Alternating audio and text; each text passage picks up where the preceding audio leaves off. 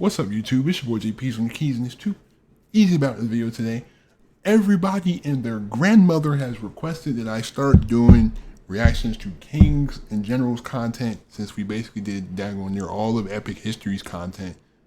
So we're going to start with Julius Caesar, because I know they have the Napoleonic Wars and they have the Crusades. I figured I've already done those, so I'm going to wait a minute before I do them again on this channel.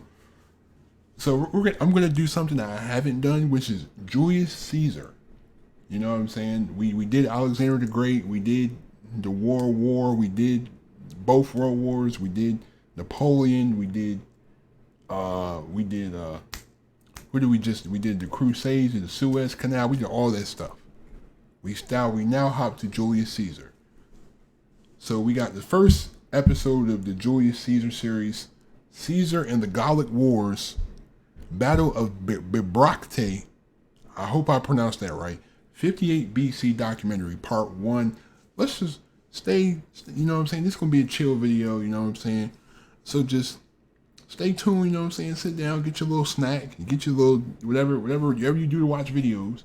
But let's just chill. Let's watch.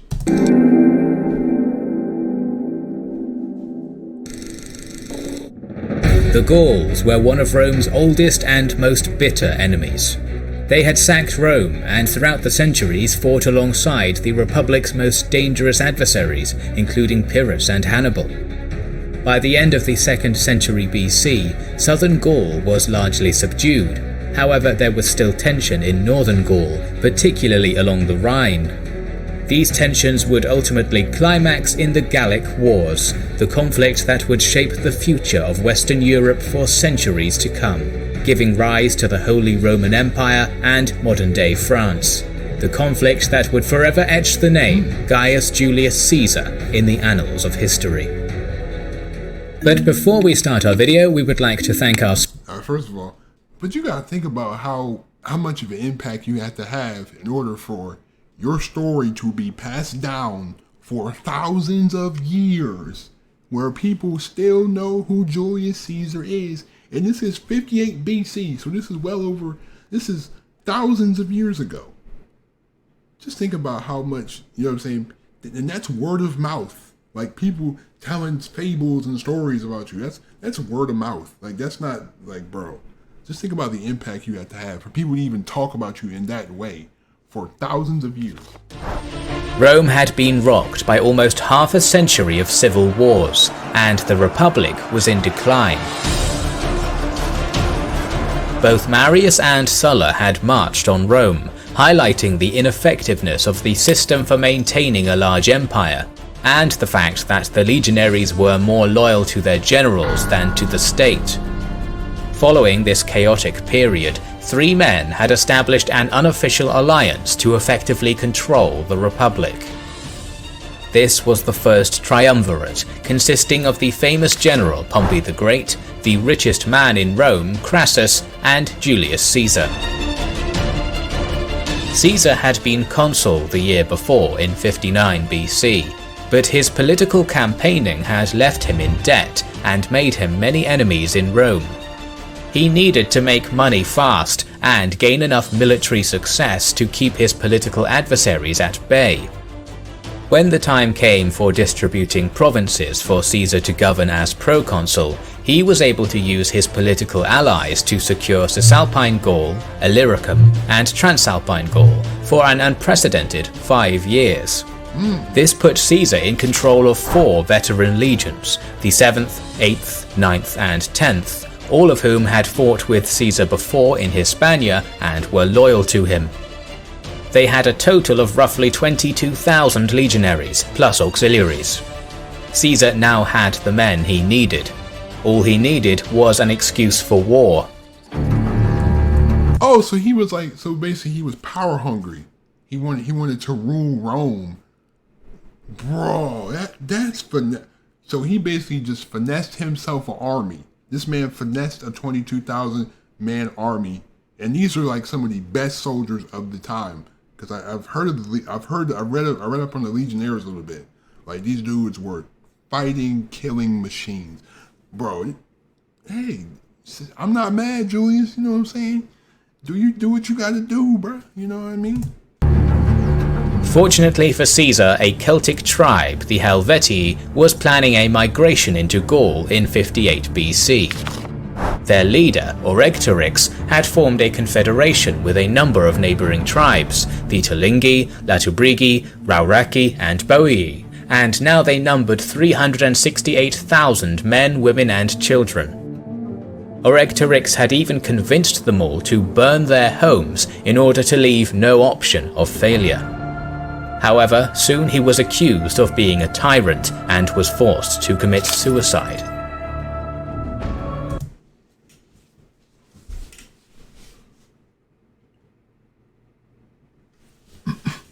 Okay, I've heard of, I've heard of leader assassinations. I've heard of like being forced to abdicate. I've heard of being kicked out of your throne, but I've never heard they force you to commit what? They force you. So they like gang up on you and they're like, here, take this knife and do us all a favor. Whoa. That's cold. That's cold-blooded. This is raw. This is raw. You know what I'm saying? This is Rome. This is Rome in the beast in BC. We going. I like this. Divico was determined to stick to the plan and began amassing supplies in order to start pouring into Gaul. To do this, they would either have to pass through the land of the Roman ally Aedui and the province of Transalpine Gaul, or take the longer route through the mountain passes in the north. The Romans had built up a healthy fear of migrating tribes following the Cimbrian War in 113 to 101 BC, and so Caesar, hearing of this, was only too willing to come to the rescue of the Aedui. He took the only available legion in the area and force-marched them up to Geneva, destroying the bridge on the Rhone that provided access into Transalpine Gaul. The Helvetii appealed to Caesar, asking for military access through Roman lands and promising they would not attack.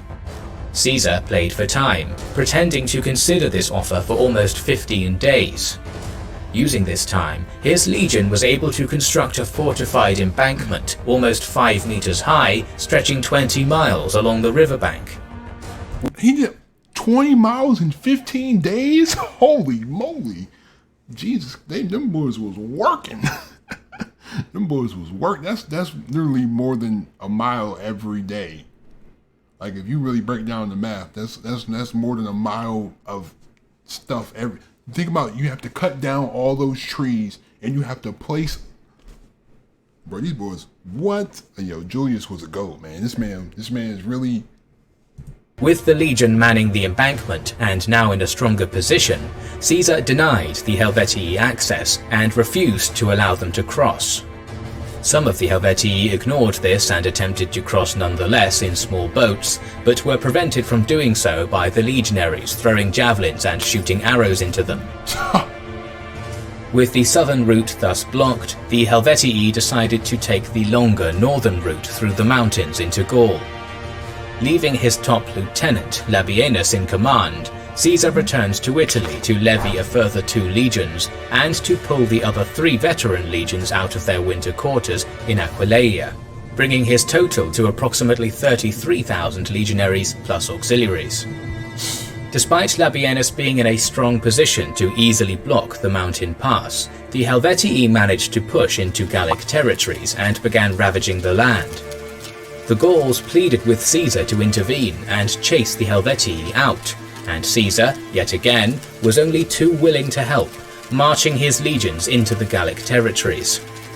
The decision of Labienus to not hold the Helvetii in the mountains was likely an order received from Caesar. The Celts were now in open terrain, which better suited the Roman legions, and their pillaging of Gaul gave Caesar an excuse to intervene. See? Mind games. See, he's thinking ahead. He's like, you know what? let's let them go in here because they're gonna ravage the village. And see, we have to go in here. We have to stop these people who are pillaging the land. See, that's why we have to bring the army in. This man. I applaud this man's thought process though. This man is really thinking mad steps ahead. Like those are the best types of thinkers. The people that think so far ahead that you're not even considering that far in the process. Word reached Caesar that the Helvetii were currently attempting a crossing at the Arar River. They had been crossing in 4 large groups, using many rafts and boats, but due to the size of the horde and their lack of organization, the crossing had already taken them days, and one group was still yet to cross. Caesar took his legions and swiftly marched to the river. Quickly forming his legions into battle formation, Caesar fell upon the Celts waiting to cross. Caught unaware, unprepared, and encumbered by their baggage, the Helvetii did not even have enough time to form a proper battle line.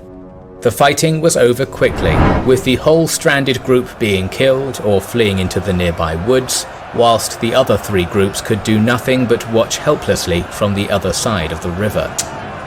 The main Helvetii force began to move on, and not wanting to lose the initiative, Caesar quickly built a bridge across the river and moved all of his 6 legions across. The crossing that had taken the... Hey, yo, this man is crazy. He said, you know what? We're going to build a bridge and we're going to chase him. Celts 20 days had taken the Romans just 1. Caesar began tailing the Helvetii, waiting for the right time to strike. There were a few minor cavalry skirmishes, but nothing decisive. Caesar did once manage to find a battlefield that was advantageous, and even had Labienus in position behind the enemy. However, due to poor communication from his scouts, Caesar was forced to pull back from the battlefield. This caused a delay in Caesar's plan, and he was beginning to run low on rations. He decided to head for the nearby town of Bibracte to resupply his army before continuing the pursuit. As he began to march off, however, Divico gave chase, harassing the rear of the Roman army. Caesar sent his cavalry and light infantry to fight a delaying action in order to buy time to deploy his main force on a nearby hill. Okay, the Celts brought the smoke. Okay, they was ducking from the smoke and they saw they had an opportunity. They brought all the smoke. Oh, they running? We about to go right after them. The 4 veteran legions formed 3 lines at the front, with the 2 newly levied legions along with the auxiliaries positioned further up the hill. These men were not tested in battle, and so were not expected to do any of the fighting. Instead, they were to guard the baggage and were spread thin across the hill to seemingly increase the size of Caesar's army. The Helvetii, numbering somewhere between 60 to 90,000 warriors, had successfully fought off the Roman cavalry and light infantry, forcing them to retreat. Now they had formed their infantry into a tightly packed shield wall and advanced on the Romans. The front 2 lines of legionaries opened the battle with a volley of javelins. These hampered the Helvetii by becoming stuck in their shields, forcing them to drop them and break into a looser formation. With the shield wall in disarray, the Roman front lines charged into melee. The fighting was intense and tough, but the Romans' discipline and experience gave them the edge. Slowly they began to get the upper hand, with the Helvetii being forced back to a nearby mountain. And this is the time where it wasn't stealth. You know what I'm saying? Stealth was not a concern. It was, we face you, you face us, we charge, swords swinging, javelins throwing, people smacking people with shields. Like, it was no type of, it might have been stealth to try maybe like ambushing, but it's not like, oh, there's a guy hiding in the bushes with a sniper rifle from 2 miles away, just picking people off. No. We're right up close and personal, in your face, bringing all the smoke to you. See, this is why I like the old war times. Like this is old fashioned just war. You know what I mean? Just head banging right to the teeth.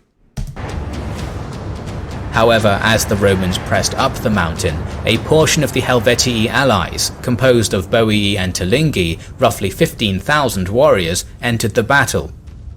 These men had been acting as a rearguard, protecting the camp, and now they fell on the Roman flank, threatening to encircle them. Encircle, that's my word.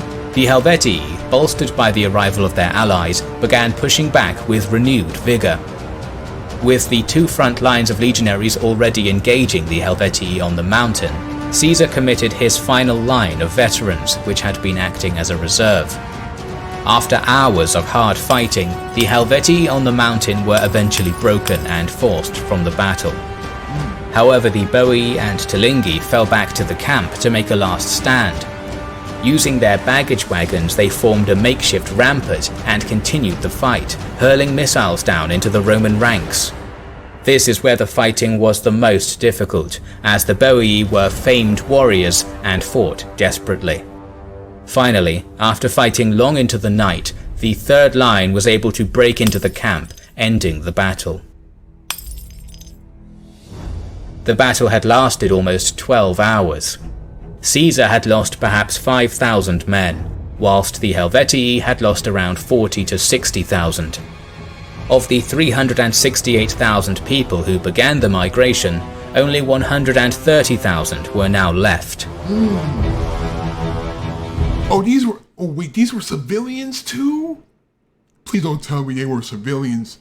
Oh yeah, it probably was civilians mixed in with the army. Like men, women, and children.